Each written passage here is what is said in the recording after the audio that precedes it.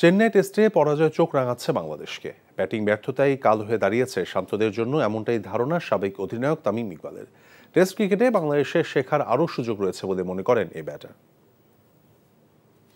আমরা সবাই আশা করছিলাম এর চেয়ে আরো ভালো হবে, কারণ উইকেটে তেমন খুব বেশি একটা কিছু ছিল না কম্পেয়ার টু প্রথম দিনের। তো ডিসঅ্যাপয়েন্টেড তো অবশ্যই। আমরা চাচ্ছিলাম যে অ্যাটলিস্ট বাংলাদেশ ইন্ডিয়ার রানের কাছাকাছি করুক, তাহলে খেলাটা একটু ইন্টারেস্টিং হবে। টেস্ট ক্রিকেটে আমাদের এখনো অনেক কিছু শিকার আছে, অনেক কিছু ইমপ্রুভমেন্টের বাকি আছে। আমরা অলমোস্ট 20 বছর ধরে খেলছি, আমাদের পারফরমেন্সটা যে জায়গায় থাকা উচিত ছিল ওই জায়গায় নাই, এটা আমি এগ্রি করি। আমি এটা বলছি যে আমি যখন খেলছি তখনও একই কথাই আমি বলতাম।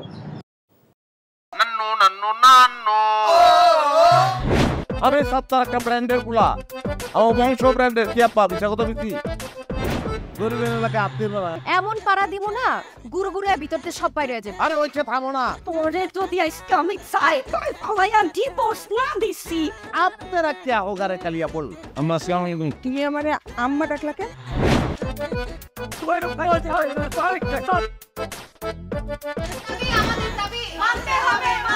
মামু তুমি গদ্দাল মাইয়া রে কোনোদিন স্বামীর মুখ দেখাও না আমার। আমি আপনারে আমি দেখে নিব।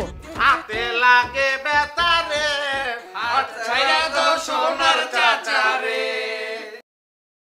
এনজিওর কিস্তি প্রথমবার বিকাশ পেমেন্ট করলেই 20 টাকা ইনস্ট্যান্ট ক্যাশব্যাক।